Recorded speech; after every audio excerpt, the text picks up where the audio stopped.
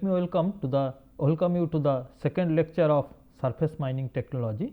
We are continuing to our introduction to surface mining, and the title of this lecture is current status of surface mining.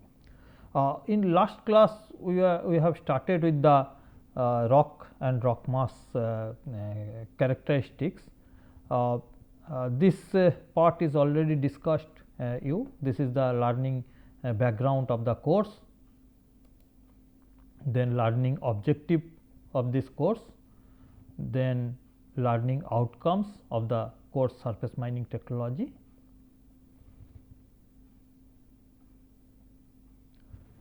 These are the different textbooks and different reference books that you can see for the surface mining technology.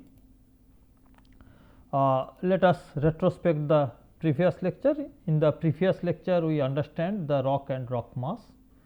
It is also observed that the earth crust is constructed with different types of rocks and soils. The rock mass comprises different types of discontinuities. Characteristics of the rock mass discontinuities are also discussed in the previous lecture. So, this lecture will start with the introduction to surface mining, to know the current status of the mining and surface mining over the globe, over the country, and last class which we could not cover, that is the understanding of the mineral ore reserve and resource. So, at the very beginning this part we will cover first, the understanding mineral ore reserve and resource. So, mineral is basically a solid chemical compound with a fairly well defined chemical composition and a specific crystal structure that occurs naturally in pure form. So, last class also we have discussed that the rocks are basically a composition of a number of minerals. So, minerals are having their definite crystal structures, they are having their definite chemical properties, and a number of minerals are joined together to form a rock. Now, as minerals are having the well defined chemical compositions, that means in some of the minerals we may have interest, but if the mineral is interesting, then also it is may not be possible that we can go for mining of the mineral. The reason is that in a mineral it may be possible the mineral is very interesting, but we cannot mine out the mineral, we have to mine out the rock, and what is happening in the rock, maybe the composition of the mineral is not significant enough, so that we can go for mining it economically. So, minerals are good, it may be of our interest, but a mineral does not tell that we will go for mining of the same. We will go for mining of the mineral only when the composition of the mineral or the occurrence of the mineral in the rock is of interesting and should be excavated economically. So, that case, in that case that mineral is called ore. So, basically ore is a natural rock that contains one or more valuable minerals, typically containing metals or economic materials that can be mined, treated and sold at a profit. So, if the material is such that excavation of the same fetch a profit to the organization, then only that can be mined, and when that is mined, that is called ore. That means, in a other word you can say, when the mineral is mined, that is called ore. So, you can say in that way also, when the mineral is found that is profitable to be mined, in that case that mineral is called ore. I think now it is clear to you the difference between the mineral and the ore. Now, let us look into the different types of minerals. This is a holistic different minerals and are given here, but I would like to draw your attention in this part. What is this? CuFeS2, this is termed as the chalcopyrite. Okay. I think here is also it is given somewhere, this is chalcopyrite. The next one which is given CuCO3, CuOH whole 2, this is the composition of these two, and this is called malachite. Okay. I think it is given here somewhere. So, this chalcopyrite and malachite, both these minerals are basically the ore of copper. That means, both of these are ore of copper. Okay. Now, ore or copper means if we carry out mining of chalcopyrite, if you carry out mining of malachite, from both the minerals you can extract copper, and this extraction technology is known to us. So, technology is known to us and the technology is economic, that means we can fetch some profit. So, if we are having a chalcopyrite deposit, if we are having some malachite, in both the cases if we extract that, if we process that, refine that, we can extract a copper metal out of this and that can be carried out profitably. So, this is basically showing us that mineral may be different, but both can be treated as the copper ore because both of them are profitable to us. So, similarly, you can find out n number of other examples are there, like say hematite,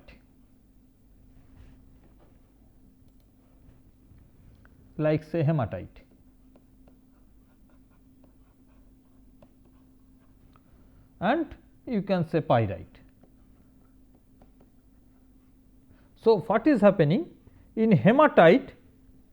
In hematite it is basically oxides of iron and this is sulphide, iron sulphides. Okay. So, this oxides and sulphides, this is not in general used to extract the iron from the pyrite because the process is much easier and profitable in case of oxide. So, that is why pyrite, though iron is available with the pyrite, but in general we do not go for extracting iron from the pyrite. So, there are many examples like this. In general, in most of the cases we found that these minerals, metals, these metals and maybe some other cases non-metals are available either in sulphide form or in sulphate form or in carbonate form or in oxides form. These are the most common formation of the minerals from which in general we go for extraction of the metals or non-metals. A mineral resource are the rock mass containing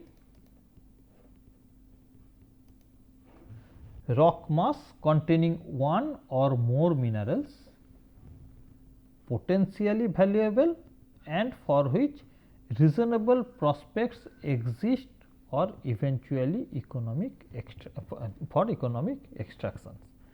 This is what is the meaning of this. Suppose this is the earth crust and below this earth crust at this place, say suppose you are having 200 tons of some ore. Okay. But can it be possible to go for economic mining? The reason is that you have to take out all these materials, or only for 200 ores, this if you are taking this trouble to excavate this one, exploit this one, this may not be profitable. So, occurrence of the ore does not guarantee that it can be excavated economically. But the chances, if it is expected that there is a likely chances that this can be excavated economically, then it is called mineral resource. That means, today it may not be, we know the occurrence, we are sure about the occurrence of this one, but we are not sure about the eventual economic extraction of the same. It may be potentially valuable in the future. In that cases, it is called mineral resource. But when the mineral resources are valuable and legally, economically and technically feasible, then it is called reserve. So, the basic idea, or in one word, if you would like to tell that the mineral reserve is that, or ore reserve is that, for which we are sure that we can exploit it economically, the exploitation technology is also available with us, and that can give us a good profit, then that is called reserve. But if we know, or we are little bit sure about the occurrence of the deposit, but we are not sure about its economical exploitation, or it may be because of the technical problems, it may be because of the socio-economic problems, then it is called resource, not the reserve. So, reserve means for which we know everything and we are just going to exploit that, that is called reserve. Now, let us look into the scenario for our national scenario for the mining of minerals and ores.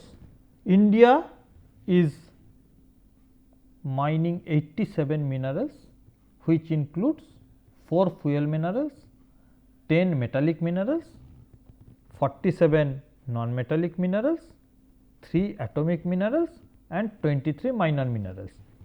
These values are altered in some other sources. I have found that this source, that this is Economic Times. This Economic Times is telling, this is .nic.insight, this is telling this value. This Economic Times is telling 4 fuel minerals, 3 atomic minerals, 26 metallic, non-metallic minerals and 31 minor minerals. So, there is a change in this minor minerals part, significantly there is a change in that. So, this is the number of minerals currently India is exploiting, and you can see the total value of the mineral production. The total value of mineral production is 1,135,410 million rupees. Okay. So, this is in crores, this is in million rupees. So, that means it is significantly high and contributing to the country's economy. And let us now look into the current status. These values are available in Indian Bureau of Mines website, IBM website. These values are available. So, this is 2019-20 estimated values. So, you can see different minerals. Bauxite is basically the ore of the aluminum, chromite, gold, iron, lead, manganese, all these are, you can see this is how much quantity it is being produced. So, this 1000 tons it is expressed and its values are given at this position. So, by this way, if you see, these are the metallic minerals, these are the non-metallic minerals, which includes diamond, garnet, limestone, magnesites, phosphorite and all others including graphite, kyanite, and these are the minor minerals. Some of the minor minerals are expressed here: marl, molding sand, salt. So, these are the minor minerals, and the total production, these are given here in this column, total production, and this is the value of the production is expressed here. So, you can see this is in rupees crore. So, this is the total rupees crore, how much the excavation is carried, how much mineral is excavated here is basically explained in this figure. So, if you look into this, the India is not far behind, and international standards are shown here. So, if you are considering, India is stand 5th for the bauxite, 4th for the chromite, 4th for the iron ore, 7th for the manganese ore, and these are the different industrial minerals, and this is metal wise different positions are given. Now, if you see our maximum production, if you look into this, the maximum production obviously in India we are having the aggregate stone, sand and aggregate.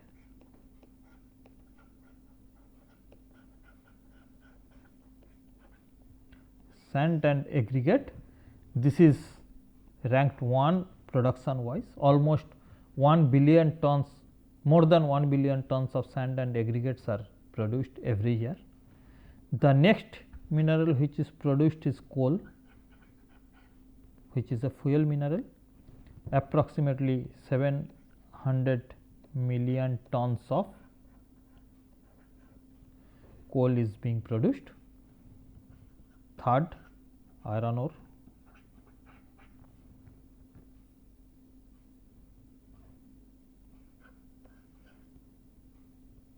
limestone.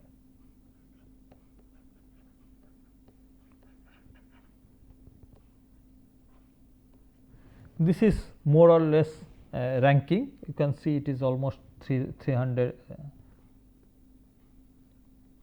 almost 200 million tons we are producing iron ore.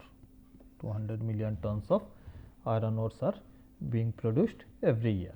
So, this is the ranking country India's production of the different minerals produced in India. This is almost greater than 1000 million ton.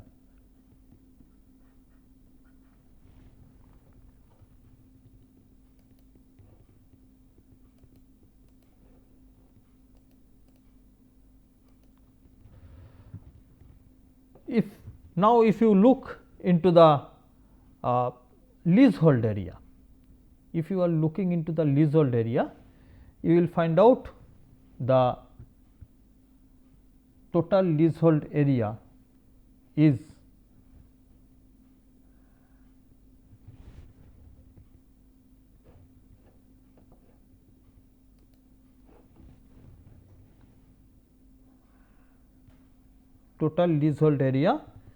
is 3,25,000 hectare, and this is the number of leasee. This shows in India around 4,000 mines are under operations, and these 4,000 mines are approximately 3,26,000 hectare. 1 hectare means 10,000 square meter. So, this much of area is occupied by these mines. So, this is showing that the volume of mining is carried out in the country, and we have already observed that the economic impact of mining in the country is already observed. Now, let us look into the coal mining of the country. This is related to only the fuel minerals. So, this is for the fuel minerals.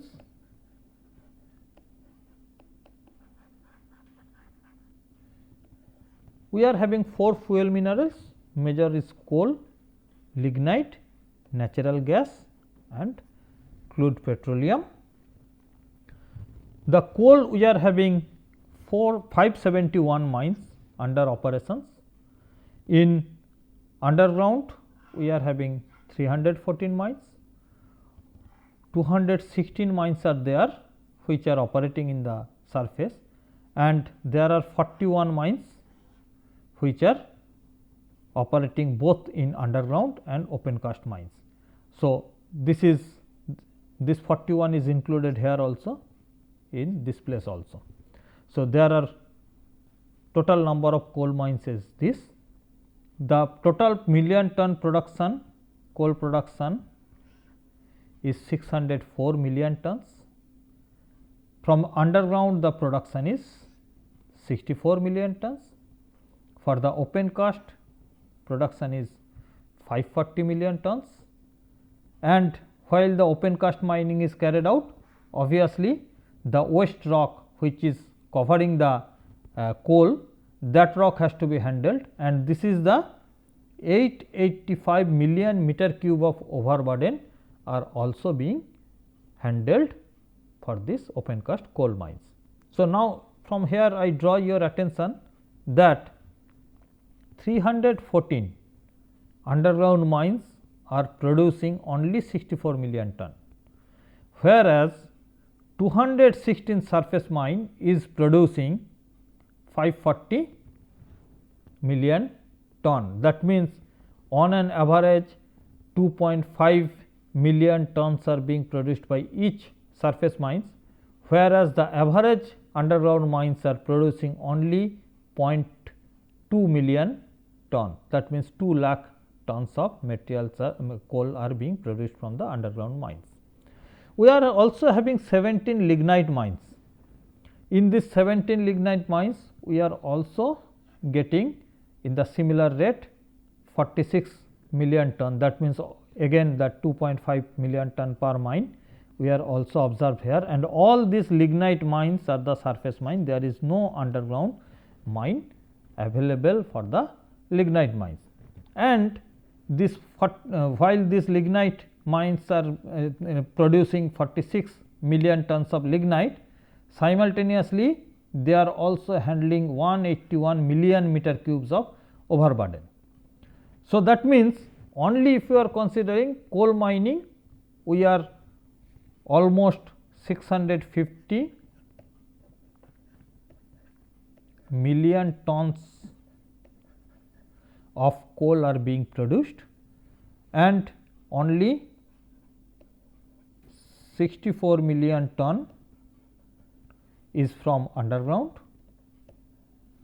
and almost 590 million tons are produced from open cast. And that is why you can see open cast mines means surface mine. You can understand why this surface mining technology is very, very important. So, surface mining technology is basically producing the majority of the production. That means, almost 90% of the coal is being produced from this, and more than 90% of the material is also produced from the non-coal sector. That means, the metallic, non-metallic mines also producing. So, amongst, if you are considering total mining production in the country, so more than 90% of the total productions are coming from the surface mining only, and you can understand that is why the surface mining technology is basically the main mining technology which are governing the economy of the country. And you can see, while we are producing this much of our required material, simultaneously we are also handling this much quantity of the overburden rocks also. So, the excavation has to be carried out for almost 2 times or 2 to 3 times of the production being carried out in the mine. So, that is why you can see these volumes are very high, and that excavation has to be planned, has to be practiced in the mine.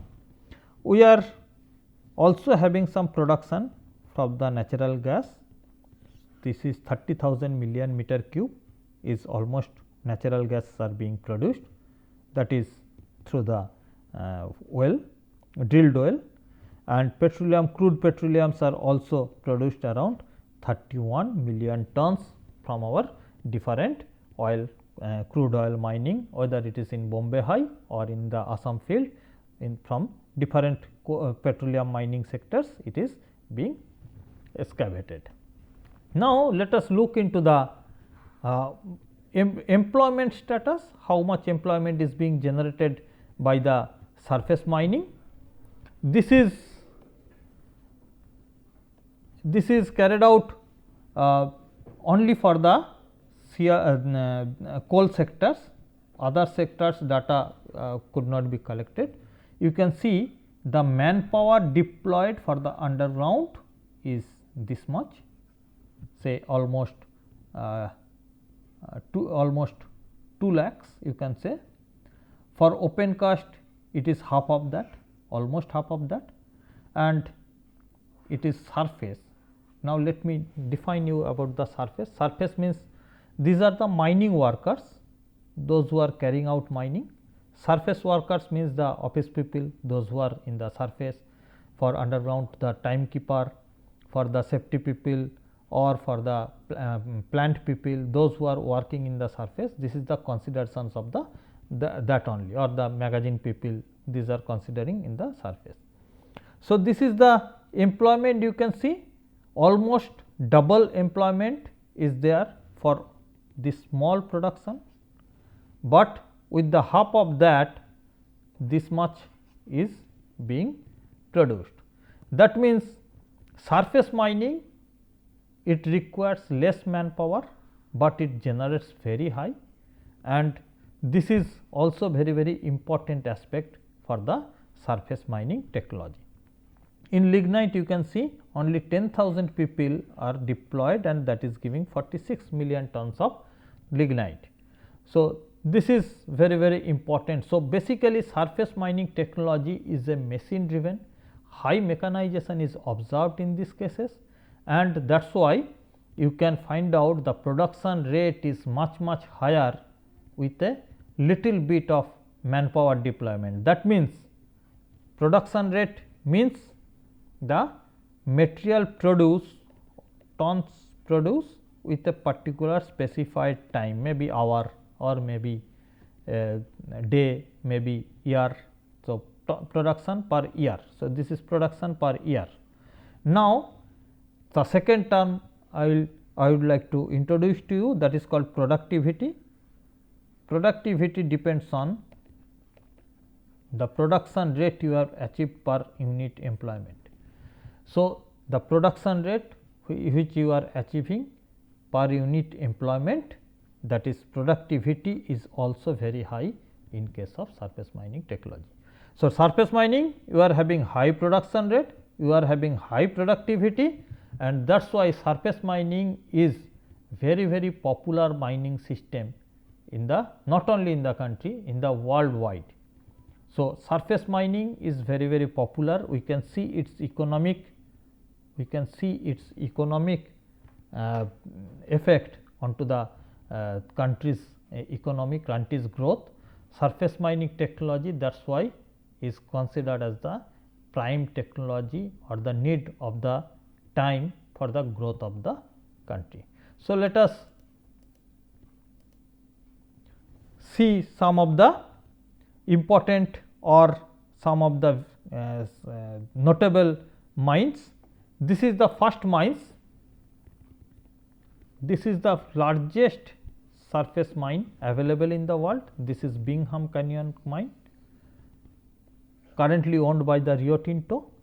This mine is operating at 1200 meter depth. It is using 43 cubic meter shovel, 225 tonner dumper, and the leasehold area is 7.7 square kilometer. So, this is the photograph of the mine. You can see the operations of the mine. This is the deepmost mine. This is the deepmost mine of the world, surface mine of the world. If you are considering the Indian context, then Gebra is the largest mine. Gebra is the largest open cast coal mine, which is also working with 43 cubic meter shovel, 150 tonner dumper, and its current operating depth is 220 meter only, but you see the leasehold area is much higher than the Bingham copper mines. 19 square kilometer is the leasehold area. So, this is very big mine. In fact, this is the largest mine of the Asia also, and you can understand its yearly production is 43 million tons of coals are being produced by this. This is a small video related to the surface mining.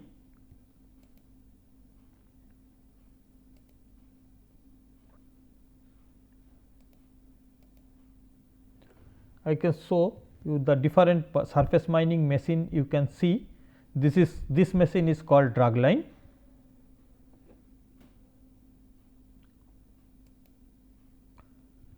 This is the dragline, which is having a wire suspended bucket. This is dumper, which is carrying out the material. You can see this is 240 tonner dumpers, which is operating here. This is the water sprinkling system. This is the excavator. You can see the shovel or excavator, which is basically taking the material and loading onto the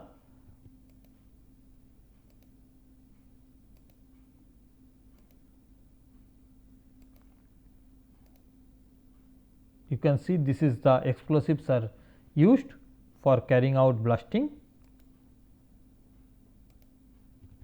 You see this is a very big chunk of rock mass is being blasted using explosive.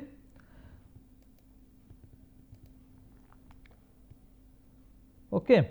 So, this is more or less the surface mining technology. We will learn this technology one by one in our future lectures.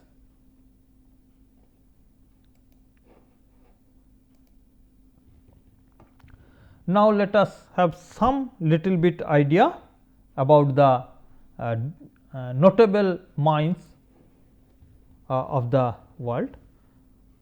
This is second deepmost mine, Chuquicamata, that is also on copper, 850 meter deep. This is Udachny of Russia, diamond mine. This is one of the very deepmost mine. This is gold mine, Uzbekistan, 600 meter, and Germany is having, this is the deepmost coal mine of the world, that is they called it brown coal, that means lignite of Germany.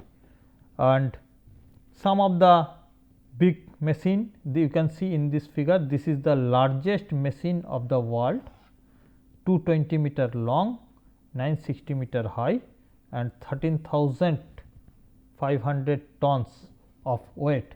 This is a bucket wheel excavator, which is termed as the largest machine of the world. This is some of the important figures related to Indian mines.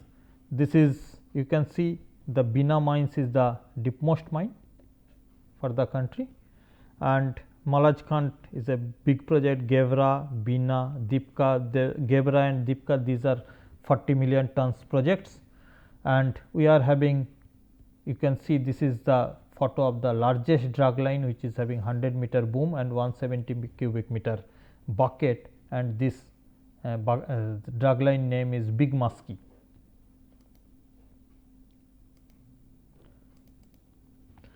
So, this is more or less related to the current status of the surface mining, and I wish that you will look into the web sources to get more videos. You can observe more video related to surface mining, different operations of the surface mining, that will give you a brief idea and related to surface mining technology.